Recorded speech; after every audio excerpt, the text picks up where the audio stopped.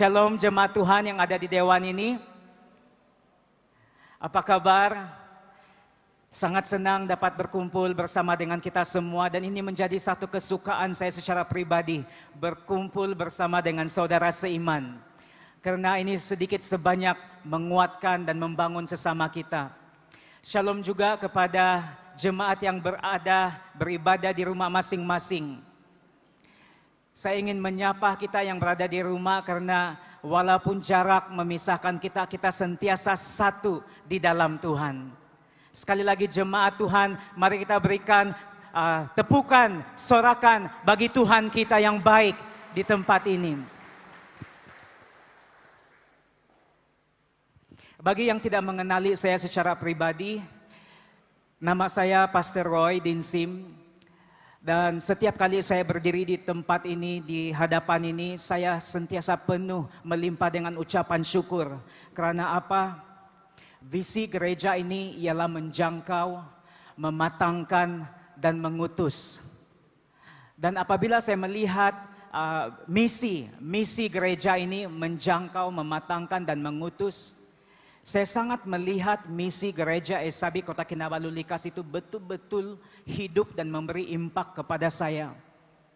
Saya berasal dan beribadah di gereja ini sejak 13 tahun. Saya dijangkau oleh gereja ini, oleh beberapa pemimpin. Waktu itu masalah keluarga yang besar dan gereja inilah yang menjangkau saya pada umur 13 tahun. Dan kemudian di gereja yang sama ini saya dibaptis pada waktu itu. Dan petang hari ini kita sangat bersuka cita. Ini mengimbau semula bagaimana pertumbuhan rohani dan iman saya di dalam gereja ini. Ada 14 orang yang akan dibaptis pada petang hari ini. Dan itu sedikit sebanyak mengingatkan saya. Di gereja ini saya telah dibaptis. Terlibat dalam pelayanan muda-mudi dan pujian penyembahan. Saya bertumbuh. Dimatangkan di gereja ini. Dan akhirnya pada tahun 2015 gereja ini yang telah memupuk, mengenal potensi saya, telah mengutus saya untuk pergi ke seminari, belajar secara full time di Seminari Teologi Sabah, dan telah habis belajar pada tahun 2017 dan akhirnya saya mulai melayani di gereja ini pada tahun 2018 sehinggalah sekarang. Dan ketika saya berdiri di hadapan ini, hati saya sentiasa melimpah dengan syukur. Karena gereja itu hidup, menjangkau, mematang dan mengutus.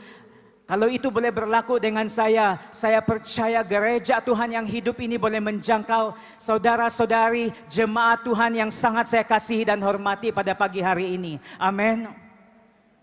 Tuhan sentiasa bekerja. Dan itu semuanya disebabkan oleh kebaikan Tuhan. Di gereja ini saya dipupuk seperti yang saya tidak pernah pikirkan dan yang saya tidak pernah bayangkan. Tetapi itulah yang berlaku. Apakah yang mampu saya lakukan selain hanya bersyukur kepada Tuhan? Dan tidak ada yang dapat dibanggakan secara manusiawi. Karena semuanya, karena kuat kuasa Tuhan melalui gerejanya. Pagi hari ini saya ingin mengajak jemaat Tuhan untuk terus percaya kepada kuasa Tuhan melalui gereja. Walaupun mungkin kita beribadah di tempat masing-masing, ada yang di rumah dan ada yang beribadah secara fisikal di dalam gedung gereja. Satu hal yang kita mampu percaya bersama-sama, kuasa Tuhan masih ada melalui gereja dan ibadah di gereja dimanapun kita berada. Dan itulah yang saya mau ajak dan yakinkan jemaat Tuhan bahwa Tuhan itu hidup melalui gerejanya, melalui anak-anaknya. Di sini kita dapat merasakan hadirat Tuhan dan kita terus berharap dan percaya hadirat Tuhan itu terus menjadi jawaban bagi keadaan kehidupan kita. Itulah sebabnya pembacaan firman Tuhan yang dibacakan sebentar tadi itu sangat dekat di hati saya. Karena laba atau hasil yang terhasil daripada talenta itu mengingatkan saya dan Anda bahwa sentiasa ada sesuatu yang lahir atau keluar daripada hidup kita. Kalau kita percaya kepada Tuhan kalau kita menerima apa yang diberikan oleh Tuhan. Pagi hari ini saya ingin menyampaikan kebenaran firman Tuhan ini yang Tuhan letakkan di dalam hati saya. Dan iman saya supaya kita merasa kekuatan, penghiburan, pengharapan yang terus menerus. Karena kita anak-anak Tuhan berdiri atas dasar firman Tuhan. Teks yang menjadi fokus bagi kita pagi hari ini ialah Matius 25 ayat 14 hingga ayat yang ke-30. Sesuai yang dibacakan tadi itu. Saya akan membicarakan satu persatu teks ini secara tekstual dengan ada sedikit kaitan daripada beberapa ayat yang lain, tetapi fokus kita adalah perumpamaan tentang talenta ini.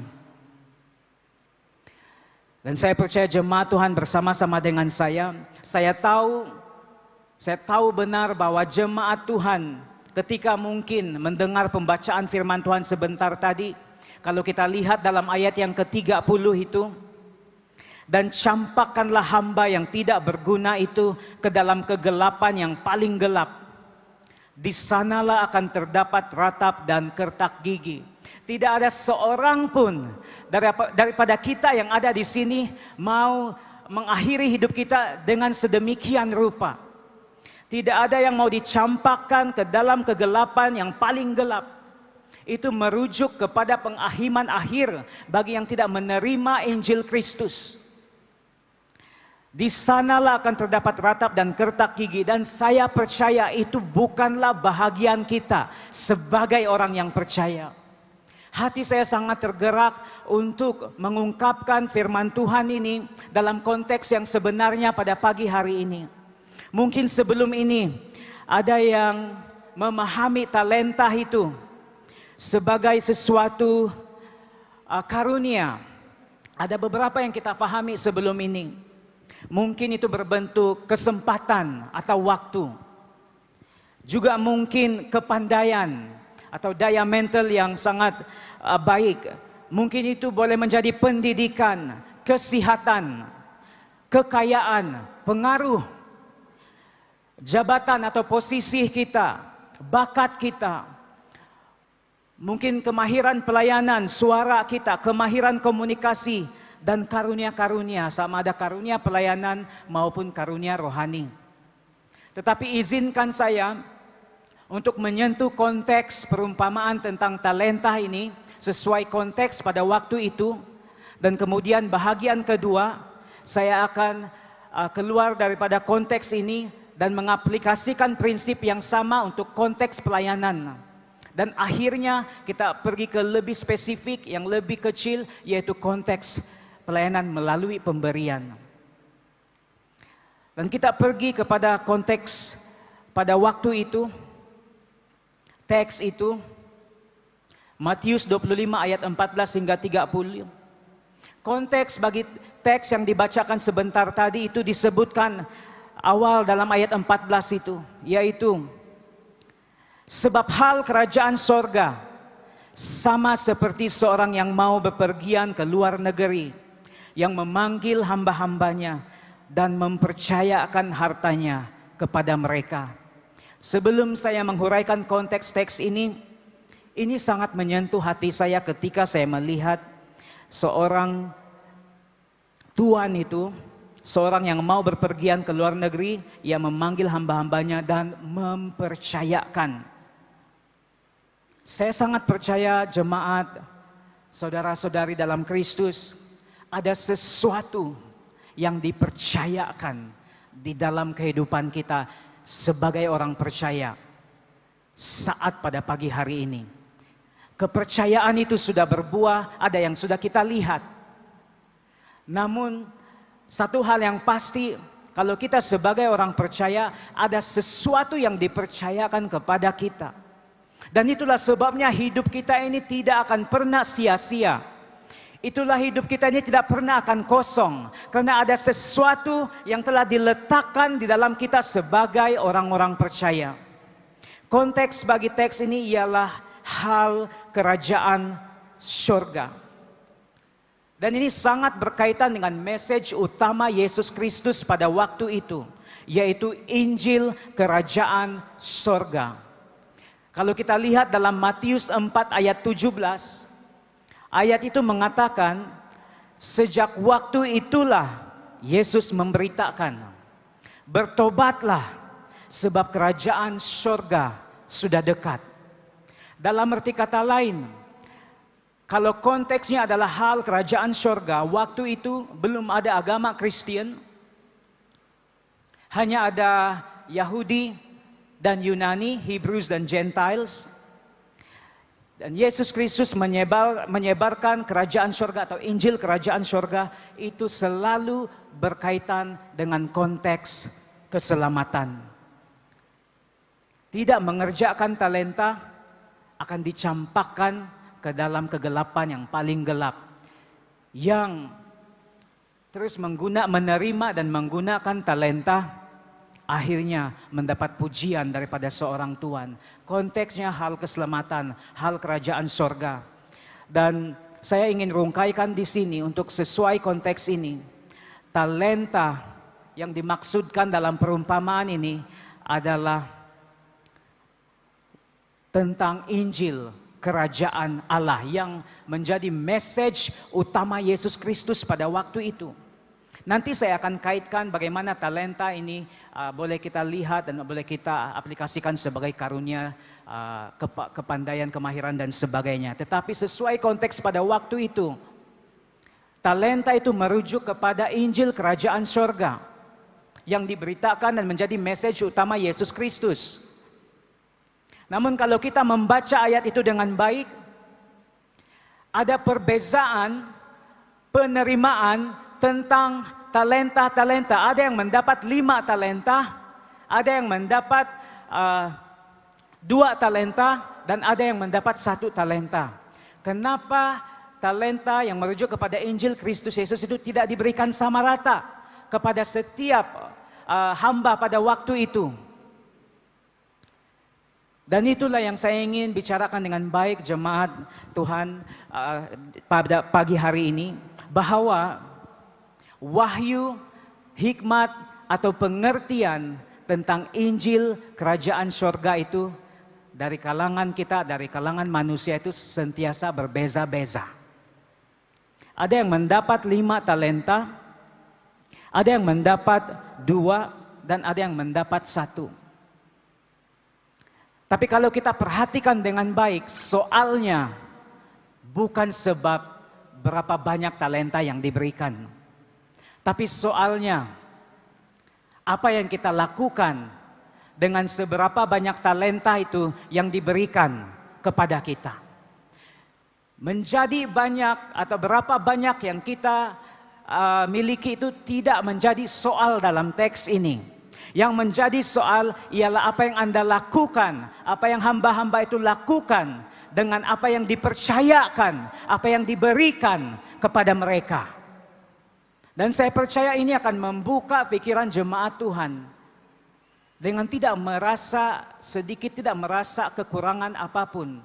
Kalau kita mengerti bahwa setiap anak-anak Tuhan itu diberikan menurut kesanggupan atau sesuai kapasiti. Karena Allah kita mengenal kita. Kitalah ciptaannya. Maka kapasiti atau kesanggupan yang kita ada itu hanya diketahui oleh pencipta. Dan ketika kita diberikan sesuatu itu sangat dikenali oleh Tuhan. Dan itu sesuai pengenalan Tuhan akan kita. Dan kita diberikan sesuai kapasiti atau kesanggupan kita. Ayat 15 itu seorang diberikannya 5 talenta, yang seorang lagi 2, yang seorang lain lagi 1, masing-masing menurut kesanggupannya. Lalu ia berangkat.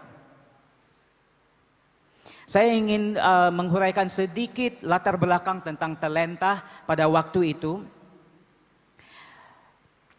Pada waktu itu talenta ini merupakan satu sukatan ataupun ukuran. Ukuran sukatan berat ataupun mata wang.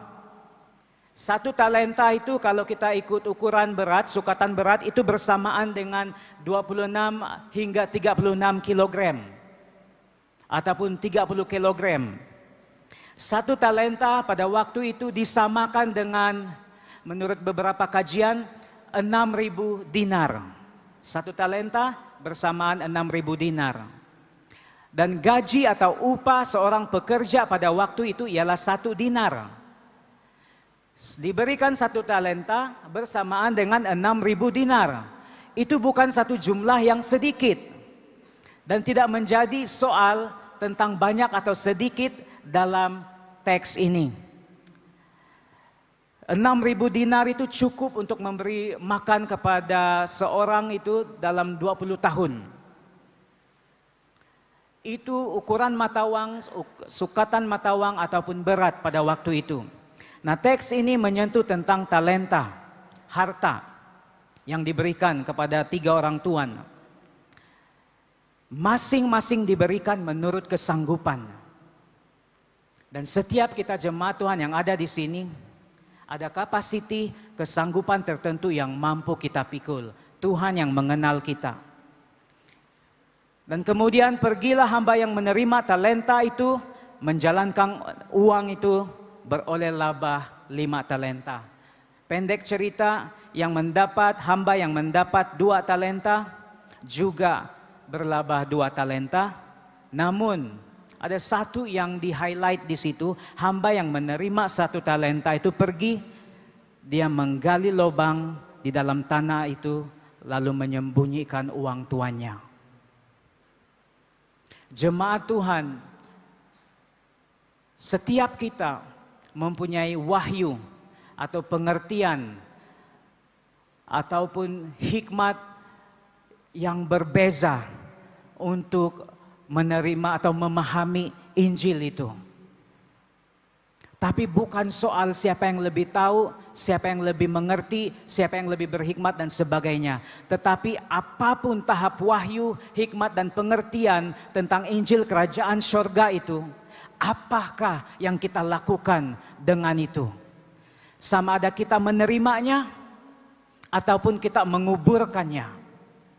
Itulah sebabnya satu hamba yang menerima 1 talenta itu tidak menerima Injil Kristus dalam arti kata lain. Tidak menerima Injil pada waktu itu. Akhirnya kita melihat kesan yang sangat ketara. Dicampakkan dalam kegelapan yang paling gelap. Di sanalah terdapat ratapan dan kertak gigi. Wahyu yang kita terima itu hanya mampu diberikan oleh Tuhan. Ada beza sama ada pengetahuan dengan hikmat itu yang kita fahami di sini. Pengetahuan boleh dicari manusia, boleh diusahakan. Tetapi hikmat dan pengertian ataupun wahyu dalam case ini hanya boleh diberikan oleh Allah. Seperti seorang tuan itu memberikan talenta. Itu tidak diusahakan oleh hamba itu, hanya diberikan. Dan hikmat dan pengertian itu hanya mampu diberikan oleh Allah. Pengetahuan itu kita fahami sebagai informasi tentang sesuatu yang kita boleh dapatkan secara meluas di muka bumi ini. Tetapi hikmat itu lebih berbicara bagaimana menggunakan informasi, pengetahuan yang kita ada itu supaya berguna atau dapat diaplikasikan dalam kehidupan kita. Itulah bezanya itu, hikmat dan pengetahuan.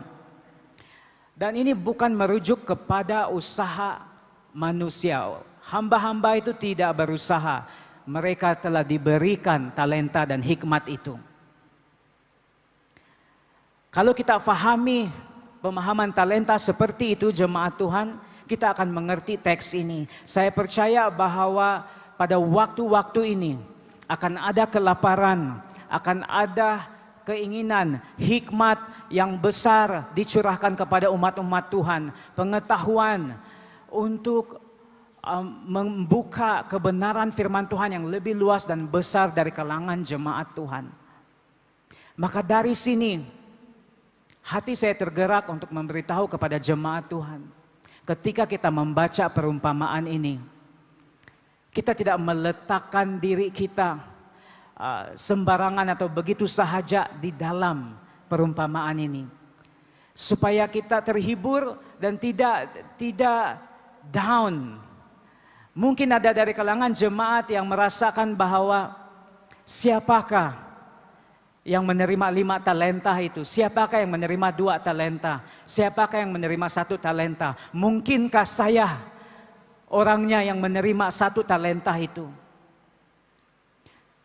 Jemaat Tuhan, kalau Anda sungguh-sungguh telah percaya kepada Tuhan Yesus Kristus sebagai Tuhan dan Juru Selamat dan telah menerima Injil Kristus, Anda tidak akan pernah dalam posisi hamba Tuhan yang menerima 1 talenta itu yang dicampakkan ke dalam kegelapan, ada ratap dan kertak gigi itu.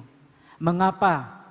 Karena hamba itu tidak menerima talenta yang diberikan kepadanya walaupun jumlahnya cuma 1. Dia menguburkannya, maksudnya dia tidak menerima. Dia menguburkannya dan tidak membuat apa-apa. Dalam arti kata lain, kalau kita berbicara tentang Injil Kerajaan Sorga, maknanya Injil itu tidak diterima. Kalau sesuatu yang tidak diterima itu tidak menjadi sistem kepercayaan. Maka kalau tidak menjadi sistem kepercayaan, kepercayaan itu tidak mempengaruhi hidupnya, apalagi hidup luarannya. Dan hamba yang menerima 1 talenta ini mempunyai kata-kata seperti ini, pandangan seperti ini kepada tuannya itu. Yaitu dalam ayat yang ke-25 dan ke-26, saya bacakan bagi kita semua. Ayat 25, karena itu aku takut dan pergi menyembunyikan talenta Tuhan itu di dalam tanah. Ini, terimalah kepunyaan Tuhan. Maka jawab tuannya itu, hai kamu, hamba yang jahat dan malas, kata Tuhan itu. Jadi kamu sudah tahu bahwa aku menuai di tempat di mana aku tidak menabur dan memungut dari tempat di mana aku tidak menanam. Karena itu sudahlah seharusnya uangku itu kau berikan kepada orang yang menjalankan uang, supaya sekembaliku aku menerimanya serta dengan bunganya. Jemaat Tuhan, pada waktu itu kita mengerti bahwa Yesus Kristus itu berada di dalam satu latar belakang persekitaran bangsa Yahudi di Yerusalem. Dan attitude yang dinyatakan atau sifat yang dinyatakan dalam ayat 26 itu sangat dekat dengan konteks atau budaya pemikiran orang Yahudi. Ayat 26 itu, kamu sudah tahu bahwa aku menuai di tempat di mana aku tidak menabur, memungut dari tempat di mana aku tidak menanam. Ada satu pre-assumption terhadap tuannya itu. Pada waktu itu Yesus Kristus juga dipandang macam-macam oleh masyarakat sekitar. Dia dipandang sebagai orang yang kerasukan setan, orang yang kerasukan Beelzebul, orang yang tidak menghormati hukum Taurat. Kita tahu bahwa ciri hukum Taurat ialah setiap orang yang melakukannya, menuruti hak Taurat itu, akhirnya akan hidup karena ketaatannya itu.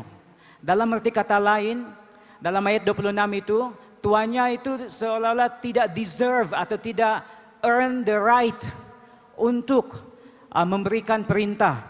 Dia tidak menabur, memungut di tempat di mana dia tidak menanam, atau dia menuai di mana dia tidak menabur.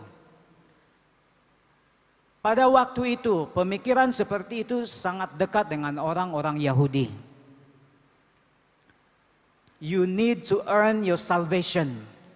Sedangkan Yesus Kristus datang, kebenaran dan kasih karunia datang melalui pribadi Yesus Kristus. Hanya karena iman kita diselamatkan. Bukan karena kita layak atau earn the salvation, hanya karena pemberian dan anugerah. Itulah sebabnya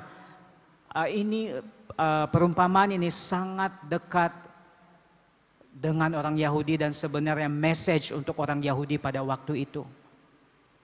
Akhirnya pemikiran yang seperti itu, pemikiran yang disebabkan oleh Taurat pada waktu itu menyebabkan seperti yang digambarkan dengan hamba yang terakhir itu tidak menerima. message atau Injil kerajaan surga. Maka jemaat Tuhan pada pagi hari ini, kita adalah orang-orang kalau sudah menerima Injil Yesus Kristus, message utama Yesus sebagai Tuhan dan Juru Selamat, kita adalah orang yang tidak menguburkan talenta itu, tetapi sebenarnya menerima. Dan sebenarnya hidup kita itu, kalau kita sudah menerima Injil Yesus Kristus, hidup kita akan dipengaruhi dan menghasilkan buah demi buah. Bukan lagi isu siapa yang memiliki lebih banyak, tidak lagi disebabkan oleh berapa jumlah yang Anda dapat, itu akan mempengaruhi berkat atau itu akan mempengaruhi hidup Anda. Kenapa? Kita lihat pujian daripada Tuhan itu, sama ada yang menerima 5 talenta dengan yang menerima 2 talenta. Kata-kata Tuhan itu mempunyai ekspresi yang sama. Dan saya ingin bacakan ekspresi itu sekali lagi di dalam ayat 21 dan 23. Ayat 21, hamba yang menerima 5 talenta itu, yang membawa laba 5 talenta, maka kata tuannya itu kepadanya, baik sekali perbuatanmu itu, hai hambaku yang baik dan setia. Engkau telah setia dalam perkara kecil, aku akan memberikan kepadamu tanggung jawab dalam perkara yang besar. Masuklah dan turutlah dalam kebahagiaan Tuanmu. Itu yang menerima 5 talenta. Pujian dari tuannya itu, coba kita bandingkan dengan ayat yang ke-23 yang menerima 2 talenta. Maka kata tuannya itu kepadanya, baik sekali perbuatanmu itu, hai hambaku yang baik dan setia. Engkau telah setia memikul tanggung jawab dalam perkara yang kecil. Aku akan memberikan kepadamu tanggung jawab dalam perkara yang besar. Masuklah dan turutlah dalam kebahagiaan Tuanmu.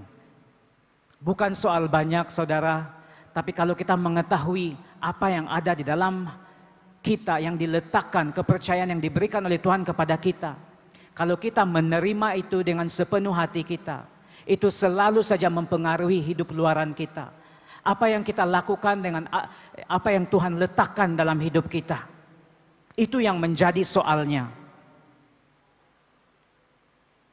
Seperti hamba yang menguburkan talenta itu, Tuhan itu mengatakan bahwa carilah cara lain, pergi kepada bank untuk mendapatkan bunganya. Dalam arti kata lain, kalau kita Injil sudah diberitakan, sudah diberikan, Injil apapun keadaan harus diberitakan di mana-mana, diusahakan, disebarkan di seluruh tempat. Tidak pernah menguburkan. Apapun yang terjadi harus diberitakan. Ketika kita mengetahui konteks ini, jemaat Tuhan, kita akan mengetahui betapa berbahagianya kita yang menerima Injil Yesus Kristus. Dan kita sebagai umat yang percaya di tempat ini, kitalah yang bakal menerima pujian daripada Tuhan kita. Ketika kita terus-menerus mengusahakan apa yang dipercayakan kepada kita. Izinkan saya jemaat Tuhan untuk pergi kepada bahagian kedua. Di luar konteks untuk teks ini, yaitu dalam konteks pelayanan.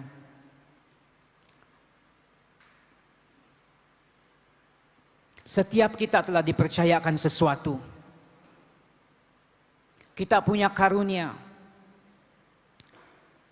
Kita punya sesuatu yang ada dalam kehidupan kita. Seperti yang telah saya sebutkan tadi. Setiap kita diberikan kesempatan, kepandaian, ada pendidikan. Jemaat kita sangat diberkati, kesehatan, kekayaan, ada pengaruh, jabatan, bakat, apapun itu, kemahiran-kemahiran tertentu. Ada sesuatu yang telah diberikan di dalam hati kita. Walaupun bukan Injil lagi, tapi dalam konteks lain, talenta yang kita pahami sebagai pemberian atau karunia, Anda punya sesuatu. Apakah yang kita lakukan dengan itu? Teks yang kita bacakan sebentar tadi, itu menurut kesanggupan. Menurut kesanggupan. Setiap kita punya perbezaan yang berbeza-beza. Tetapi kita tidak akan pernah dibebankan ketika ada yang diletakkan, ada sesuatu yang Tuhan letakkan dalam kita. Itu selalu menurut kesanggupan. Namun apa yang terjadi pada waktu-waktu ini ialah walaupun sudah diberikan kepercayaan, kita tahu ada sesuatu yang Tuhan letakkan dalam kita. Adakah kita bersuka cita? Atau adakah kita merasa keistimewaan untuk melakukan apa yang Tuhan sudah letakkan di dalam kehidupan kita itu? Dalam konteks pelayanan, sekiranya kita tahu bahwa kita punya kemahiran, mungkin kita tahu bahwa kita punya kepandaian, Anda tahu apa yang Anda punya. Bagaimana, apa yang terjadi kalau kita tidak menggunakannya? Kalau kita tidak berbuat apa-apa dengan apa yang diberikan kepada kita, apakah yang terjadi? Itulah sebabnya saya menyentuh konteks perumpamaan tentang talenta itu.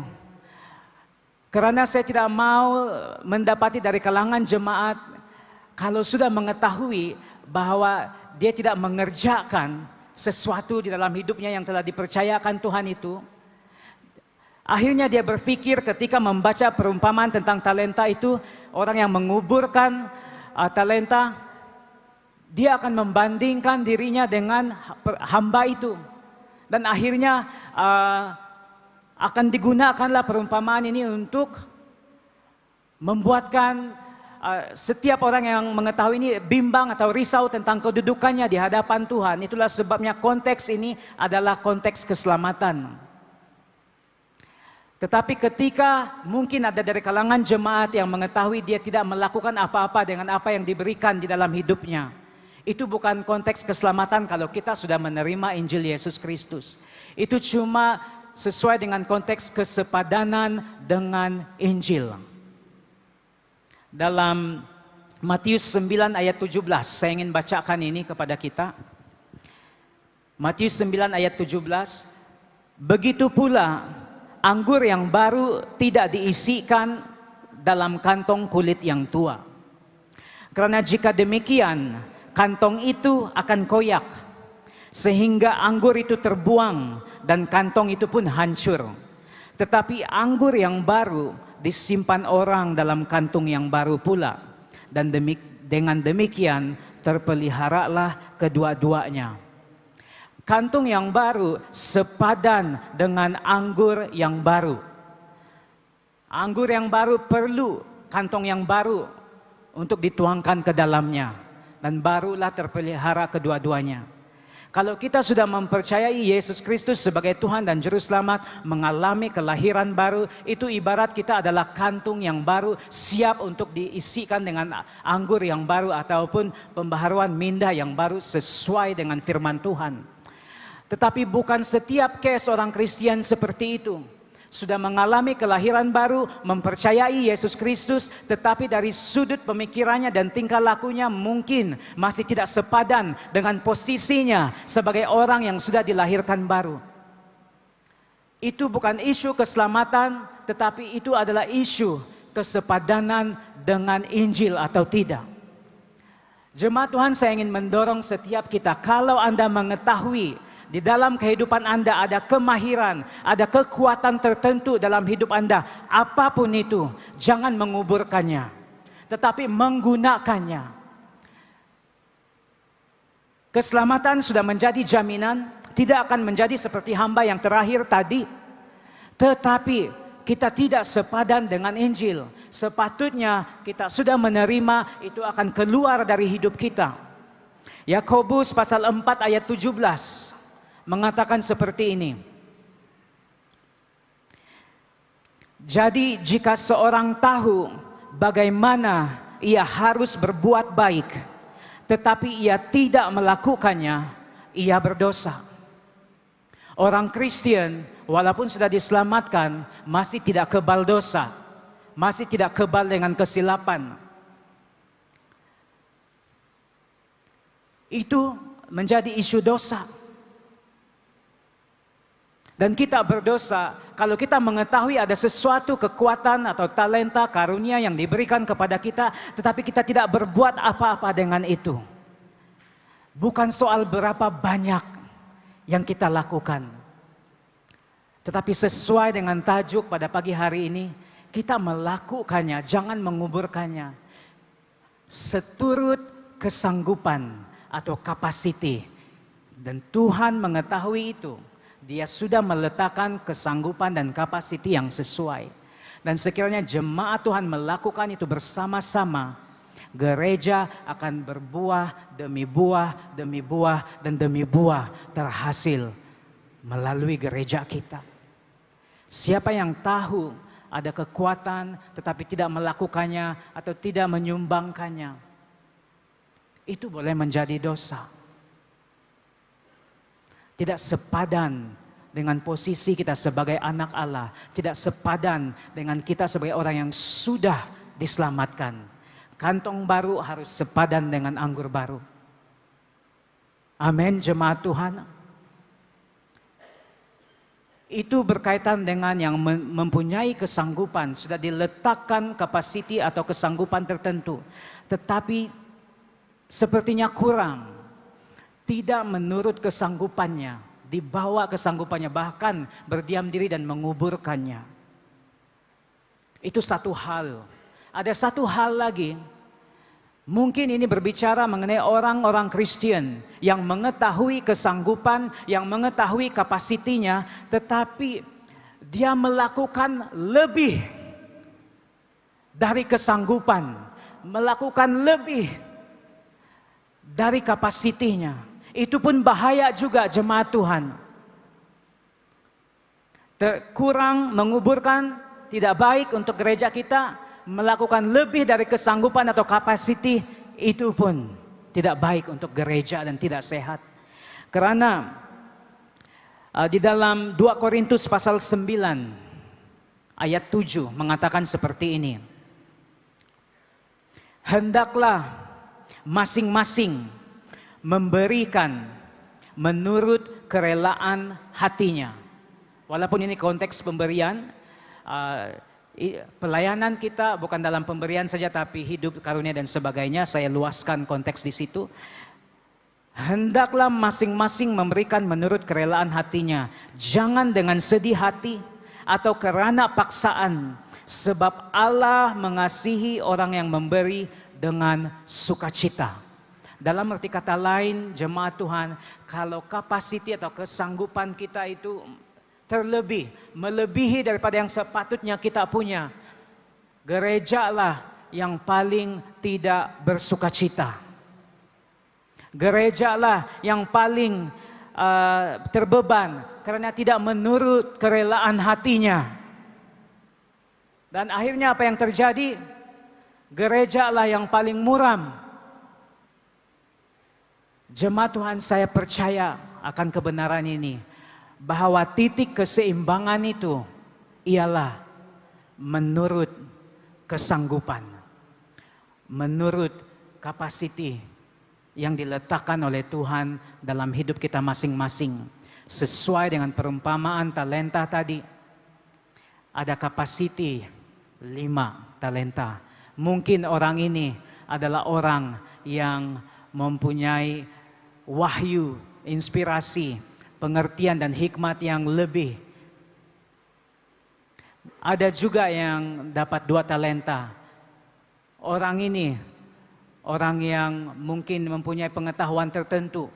Tetapi itu bukan soalnya.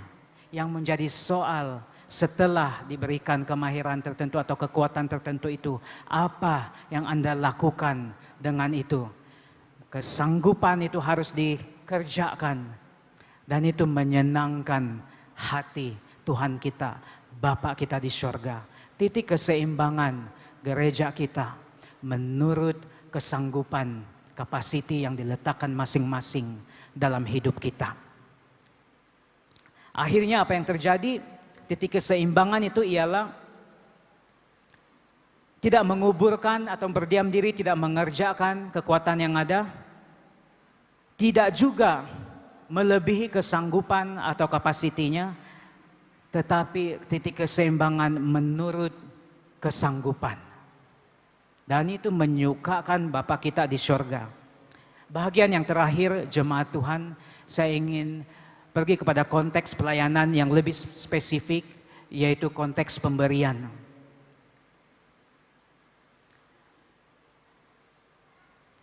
Jemaat, kalau kita percaya gereja kita ini melambangkan kerajaan Allah di muka bumi ini, maka peringatan ini untuk saya dan kita semua dan jemaat Tuhan yang berada di rumah, kitalah yang memberi menurut kesanggupan. Kesanggupan kita akan lihat sejauh mana kesanggupan kita itu dalam pemberian kita, khususnya untuk pembangunan gereja kita itu.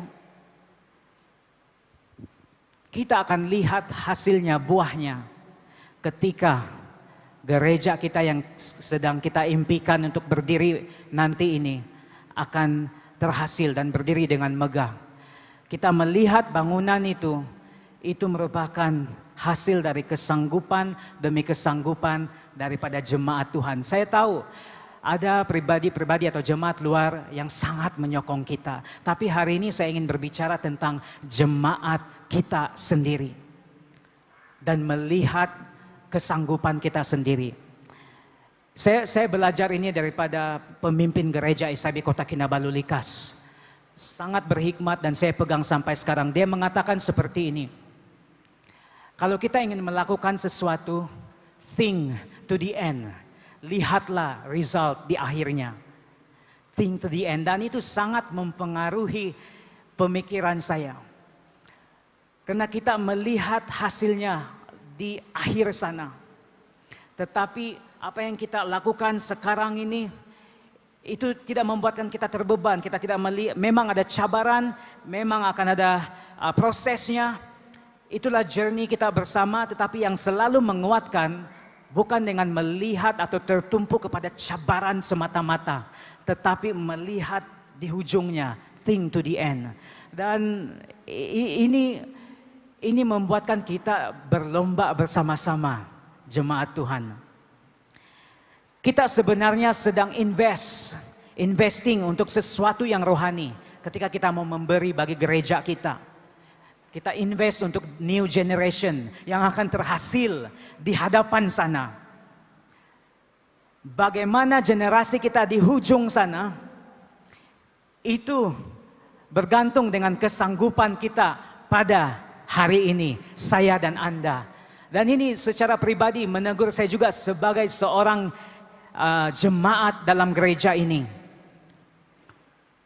Kita invest sesuatu yang rohani melalui gereja kita supaya kerajaan Allah, message kerajaan Allah tersebar di muka bumi melalui gereja kita. Dan kita sudah menerima talenta itu, biarlah itu mengalir, mempengaruhi orang lain pula. Sistem kepercayaan kita itu selalu mempengaruhi tingkah langkah kita.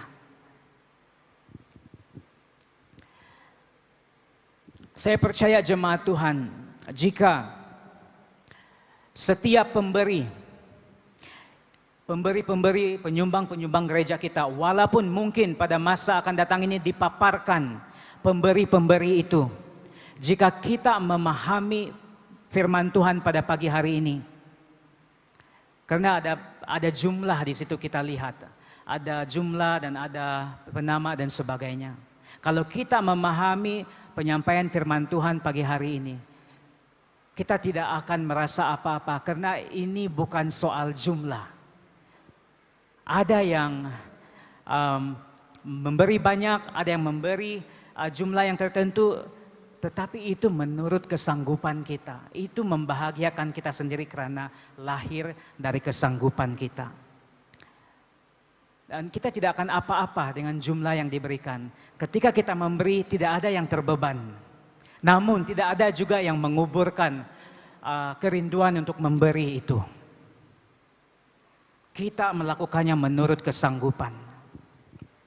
Saya sangat diberkati dengan anak-anak sekolah minggu kita. Saya difahamkan bahwa ada satu kali kebaktian Minggu Anak Panah MAPS mereka.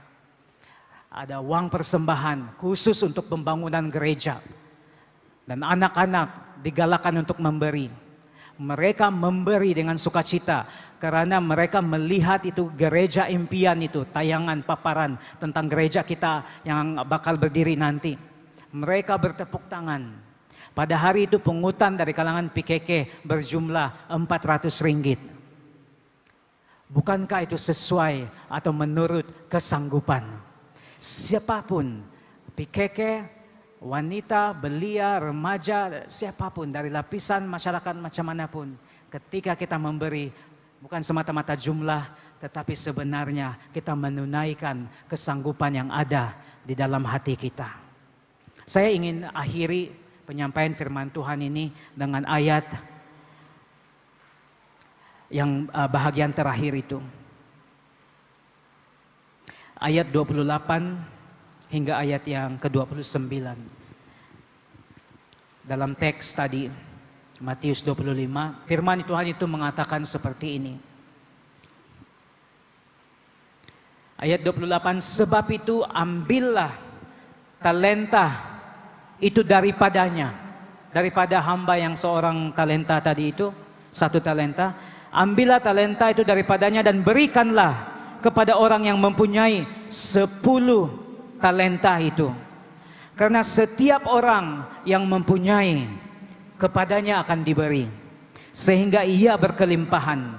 Tetapi siapa yang tidak mempunyai, apapun juga yang ada padanya akan diambil daripadanya. Dan saya sangat bergumul dengan ayat 28 ini sebenarnya. Kalau bukan soal banyak, kenapa dalam ayat 28 itu mengatakan, ambillah talenta itu daripada hamba yang mempunyai 1 talenta itu, berikanlah kepada orang yang mempunyai 10 talenta itu. Mengapa itu seperti itu? Talenta itu diberikan kepada yang 10. Dan akhirnya saya mengetahui satu hal. Ini inspirational quote atau kutipan yang sangat universal. Kita boleh dengar di mana-mana. Kutipan ini berbunyi seperti ini. With great power comes with great responsibility. Sekali lagi, with great power comes with great responsibility. With great knowledge atau with great talent comes with great responsibility. Dan saya melihat firman Tuhan, adakah ini Alkitabiah atau tidak, dan akhirnya saya menemukan Lukas pasal 12 ayat yang ke-48 bahagian B, dan saya akan bacakan untuk jemaat Tuhan. Lukas 12 48 bahagian B, setiap orang yang kepadanya banyak diberi, daripadanya akan banyak dituntut. Dan kepada siapa yang banyak dipercayakan, daripadanya akan lebih banyak lagi dituntut. Dalam arti kata lain, ini masih dalam ruang lingkup menurut kesanggupan. Tetapi apa yang diberikan oleh Tuhan itu berbeza-beza. Kepada yang banyak diberi, daripadanya akan banyak dituntut. Jemaat Tuhan, apa yang dipercayakan kepada kita itu, kalau itu banyak, itu bukan sekadar pameran. Karena Tuhan menciptakan kita dengan demikian indah, sehingga Dia mengetahui kapasiti dan kesanggupan tiap-tiap orang. Bagi yang diberi banyak, dan saya tahu karunia-karunia pelayanan, saya melihat diri saya seseorang yang diberi banyak. Jemaat Tuhan, saya terus terang dan saya berdoa kepada Tuhan, diberi banyak. Bagaimanakah approach atau sikap kita dengan kepercayaan yang banyak itu. Dan firman Tuhan mengajar pada hari ini, setiap orang yang kepadanya banyak diberi, daripadanya akan banyak dituntut. Itu pun karena menurut kesanggupan pribadi demi pribadi. Jemaat, ada sesuatu yang dipercayakan di dalam saya dan Anda. Apapun itu bukan untuk dikuburkan. Kalau itu mungkin lebih banyak daripada orang lain, itu bukan sekadar pameran. Ada responsibility, ada yang banyak dituntut. Namun, mari kita tidak menguburkannya. Juga mari kita tidak melakukannya dengan tanpa sukacita. Kita mau melakukannya dengan penuh sukacita. Tidak terbeban. Sesuai apa yang ada kita memberi. Dan tidak juga berdiam diri. Mari saya ajak jemaat Tuhan kita berdiri bersama-sama.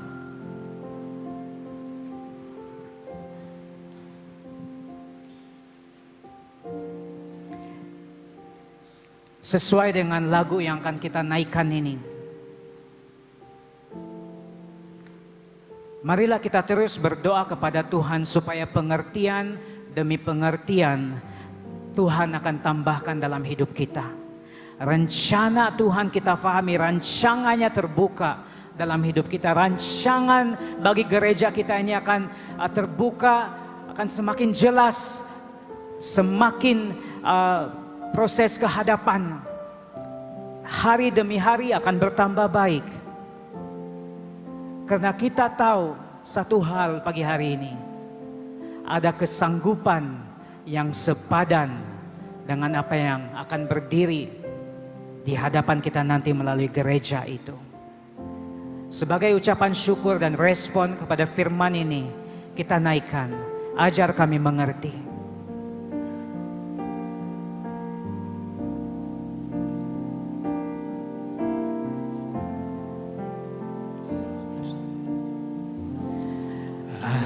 Ajar ku mengerti segala rencanamu.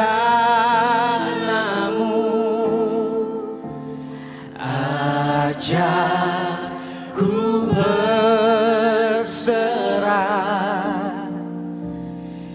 hanya padamu. Pimpinlah sesuai dengan firman-Mu. Pimpinlah jalanku dalam terang firman-Mu. Ajar ku berharap hanya padamu. Bapakku, kami memanggil nama-Mu. Bapakku, Engkau ajaib ya Tuhan. Karena Engkau mengetahui kesanggupan kami, kapasiti kami. Maka kami hidup sesuai dengan apa yang Kau telah letakkan, yang Kau percayakan, yang telah Kau berikan dalam setiap kehidupan kami. Praise you God, Engkau sanggup mengadakan segala yang ku perlukan menurut kehendak-Mu. Terjadilah Bapakku, Bapakku,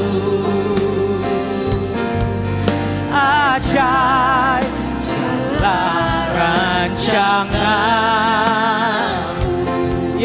Tuhan kami, Engkau heran dalam perbuatan-Mu. Hanya Engkau yang sanggup menjayakan apa yang sedang kami lakukan sekarang ini ya Tuhan. Engkau sanggup mengadakan segala yang ku perlukan menurut kehendak-Mu. Terjadilah. Mari jemaat Tuhan, kita berdoa bersama-sama. Bapa kami yang di sorga, kami bersyukur, kami berterima kasih. Karena Engkaulah yang menggerakkan kami untuk memberi pada pagi hari ini.